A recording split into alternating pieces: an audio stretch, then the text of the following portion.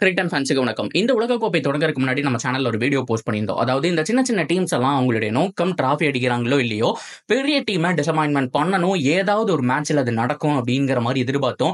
ஆனா அது நம்ம பங்காளிகளுக்கே நடக்கும் அப்படிங்கிற மாதிரி சத்தியமா எதிர்பார்க்கல. நேத்து யுனைடெட் ஸ்டேட்ஸ் சும்மா போட்டு பிரிச்சு வீசிட்டாங்க, பாகிஸ்தானை கிழிச்சு தொங்க விட்டுட்டாங்க அப்படின்னு தான் சொன்னோம். வரலாறு காணாத வெற்றிங்க. பாகிஸ்தானை குரூப் ஸ்டேஜ் போறதுக்கு முன்னாடியே லீக் மேட்சஸ்லயே பார்த்தோம் அப்படின்னா வச்சு துவம்சம் பண்ணியிருக்காங்க. மேட்ச்ல என்ன நடந்துச்சு, இப்ப பாயிண்ட் டேபிள் அவங்க தான் டாப்ல இருக்காங்க, இந்தியா செகண்ட் பொசிஷன்ல இருக்காங்க, இனி என்ன நடக்க போகுது அப்படிங்கிற கம்ப்ளீட் டீடைல இந்த வீடியோல பார்த்து தெரிஞ்சுக்கலாம். அதுக்கு முன்னாடி ஃபர்ஸ்ட் டைம் சேனலுக்கு வரீங்கன்னா மறக்காம சப்ஸ்கிரைப் பண்ணி சப்போர்ட் பண்ணுங்க. அப்பதான் அப்டேட் எல்லாமே எங்களை வந்து செய்யணும். சரி வாங்க வீடியோக்குள்ள போலாம். So first of all Pakistan batting ஆடினாங்க. ஸோ ஆரம்பத்திலிருந்தே மிகப்பெரிய தடுமாற்றம், சரியான ஒரு bowling attack. So opening batsmen எல்லாம் தூக்கியாச்சு. பாபர் அசாம் மட்டும் ஒரு எண்டில் அப்படியே டெஸ்ட் மேட்ச் ஆடிட்டு இருந்தாரு. ஆக்சுவலா அந்த ட்ராக்ல அப்படித்தான் ஆடணும் அப்படிங்கிறதுனால வந்துட்டு அவர் மட்டும் பொறுமையா ஆடிட்டு இருந்தாரு. பார்ட்னர்ஷிப்பே வரல. 8 ஓவர்ல 40 ரன் தான் வந்து அடிச்சிருந்தாங்க. 3 விக்கெட் போயிடுச்சு. ஆனா அதுக்கப்புறம் வந்தாருங்க சதாப் கான், போட்டு பிரிச்சு வீசிட்டாரு.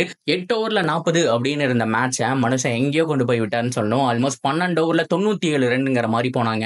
ஸோ இது வரைக்கும் 8 ஓவர்ல வெறும் 40 அடிச்சிருந்த பாகிஸ்தான் 4 ஓவர்ல 47 அடிச்சு மிகப்பெரிய ஒரு இலக்குக்கு அடித்தளம் போட்டு கொடுத்தாங்கன்னு சொல்லணும். நல்லா செட்டில் பண்ணது மட்டும் இல்லாம தேவையில்லாத ஒரு ஷாட் ஆகி அவுட் ஆகிட்டு போயிட்டாருங்க. ஸோ அடுத்து வந்த பேட்ஸ்மேனும் உடனடியாக எல்பிடபிள்யூ முறையில் அவுட் ஆக ஸோ மேட்ச் அப்படியே யூஎஸ்ஏ பக்கம் திரும்ப ஆரம்பிச்சு எக்ஸ்ட்ரானரி பவுலிங் போட்டாங்க அப்படின்னு தான் சொல்லணும். ஸோ அந்த சதாப் கான் மட்டும் இன்னும் 2 ஓவர் 3 ஓவர் ஆடி இருந்தாரு அப்படிங்கிற பட்சத்தில், ஒரு ஃபவுண்டேஷன் போர்டு கொடுத்திருந்தாரு அப்படிங்கிற பட்சத்தில் ஸ்கோர் கண்டிப்பா 180 அப்படிங்கிற மாதிரி போயிருக்கும். இப்போ 158 ஆல்மோஸ்ட் 160 அப்படிங்கிற மாதிரி முடிச்சாங்க பாகிஸ்தான் டீம். ஸோ இந்த டார்கெட்டை பொறுத்த வரைக்கும் யூஎஸ்ஏக்கு ஈஸியா கஷ்டமான்னு கேட்டா, அவங்க ஆன மேட்ச் எல்லாம் எடுத்து பார்க்கும்போது ஈஸியா 160 அப்படிங்கிறதா அவங்களுடைய அந்த ஒரு ஆவரேஜ் ஸ்கோரா இருந்திருக்கு. அதை ஈஸியா சேஸ் பண்றாங்க அப்படிங்கிற மாதிரி தான் தெரிஞ்சது. அதுக்கு தகுந்த மாதிரி தாங்க விக்கெட்டே போகாம 3 ஓவருக்கு 30 அப்படிங்கிற மாதிரி மேசிவா வந்துட்டாங்க. ஹாரிஸ் ராஃப் எல்லாம் ஒரு மனுஷனாவே பார்க்கல. 4 ஓவர்ல 37 ரன் அவரை மட்டும் போட்டு அடிச்சிருக்காரு. ஒரு விக்கெட் எடுத்தாலும் 37 ரன் அடிச்சிட்டாங்க. அண்ட் ஷாகின் அஃப்ரிடியும் 4 ஓவர்ல 33 ரன். எல்லா பவுலரும் அடி வாங்கும் போது அமீர் நல்லா பண்ணாரு. ஜஸ்ட் மேட்ச்ல மட்டும்தான். ஸோ விக்கெட்டும் எடுத்தாரு. அட் த சேம் டைம் எக்கானமியும் பார்த்தோம் அப்படின்னா 20 ரன் 25 ரன் தான் கொடுத்திருந்தாரு. நல்ல ஒரு பவுலிங். ஆனா அந்த பக்கம் நீங்க பாத்தீங்க அப்படின்னா ஸோ கேப்டன் பட்டேல் 50 அடிச்சாரு. ஸோ அதுக்கப்புறம் வந்துட்டு ஜோன்ஸ் நம்ம எல்லாருக்குமே தெரியும், போன மேட்ச் அவர் தான் வந்துட்டு எக்ஸ்ட்ரானரியா முடிச்சு கொடுத்தாரு. இந்த மேட்ச்லயே ஆல்மோஸ்ட் முடிக்கிற ஸ்டேஜ்ல பாத்தீங்க அப்படின்னா லாஸ்ட் ஓவர்ல ஒரு பாலுக்கு 5 ரன் வேணும் அப்படிங்கும் போது 4 அடிச்சிருவாரு.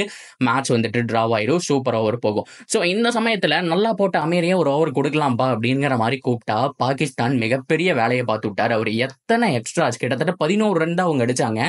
7 எக்ஸ்ட்ரா இவங்களே போட்டு கொடுத்துருக்காங்க அப்படின்னு தான் சொல்லணும். அமீர் போட்ட எக்ஸ்ட்ராஸ்னால தான் பார்த்தோம் அப்படின்னா 18 ரன் டார்கெட் அப்படிங்கிற மாதிரி வந்து முடிஞ்சு. ஸோ சூப்பர் ஓவரில் நல்லா பேட் பண்ண யூஎஸ்ஏ 18 ரன் நல்லா டோட்டல் டிஃபெண்ட் பண்ணலாம். அவங்ககிட்டயும் ஓரளவுக்கு நல்ல குவாலிட்டி பவுலிங் இருக்கு. அலி நல்லா பண்ணிட்டு இருந்தாரு. ஸோ அதை தொடர்ந்து அவங்களோட சூப்பர் ஓவரில் நீங்க பார்த்தீங்க அப்படின்னா ஸோ ஆரம்பத்திலேயே பவுண்டரி பாகிஸ்தான் அடிச்சாலும் ஸோ அதுக்கப்புறம் அவங்களால திருப்ப முடியல. அடுத்த உடனே எக்ஸ்ட்ரானரியா ஒரு கேட்ச் எடுத்தாங்க, விக்கெட் விழுந்துச்சு, வெளியில போனாங்க. 13 ரன் தான் அடிக்க முடிஞ்சுச்சு. ஸோ ஃபைனலாக பார்த்தோம் அப்படின்னா யூஎஸ்ஏ வரலாறு காணாத ஒரு வெற்றி, நல்ல ஒரு பெர்ஃபார்மன்ஸுங்க. என்டையர் டீமுமே நல்லா இருக்காங்க, நல்லா பம்ப்டப்பா இருக்காங்க. 2 மேட்ச்ல 2 வின் பண்ணியிருக்காங்க.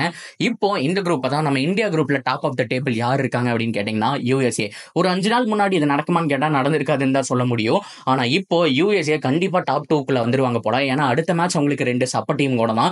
ஒரு யூஎஸ்ஏ கூட ஒரு இந்தியா கூட மட்டும்தான் ஒரு டஃப்பான மேட்ச் இருக்கு. ஸோ அதுக்கப்புறம் வந்து கனடா கூட ஏதோ ஒரு சப்ப டீம் சப்ப மேட்ச் மட்டும்தான் இருக்கு. ஸோ இதுக்கப்புறம் அவங்க ஒன்று லாஸ் பண்ணி ஒன்று ஜெயிச்சாலுமே டாப் ஆஃப் த டேபிள் தான் இருப்பாங்க. நெட் ரன் ரேட்டும் பார்த்தோம் அப்படின்னா பயங்கரமா இருக்கு. ஸோ இதெல்லாம் வச்சு பார்க்கும்போது இந்தியா யூஎஸ்ஏ குவாலிஃபை ஆகிறதுக்கான சான்ஸ் இருக்கு. நம்ம பங்காளிக வெளியில போறதுக்கான சான்ஸ் இருக்கு. அவங்களுக்கு ஒரு டிசைடர் மேட்ச், அதாவது பாகிஸ்தான் அடுத்த மேட்ச் இந்தியா கூட வின் பண்ணா உள்ள வரக்கான சான்ஸ் இருக்கு. அந்த மேட்ச் அவங்க லூஸ் பண்ணிட்டாங்கன்னு வச்சுக்கோங்களேன், அப்புறம் கஷ்டம். மீதி இருக்கக்கூடிய அந்த கனடா கூட ஒரு மேட்ச் வின் பண்ணுவாலுமே கூட பாகிஸ்தான் மேல வருது அப்படிங்கிறது ரொம்ப கஷ்டம்.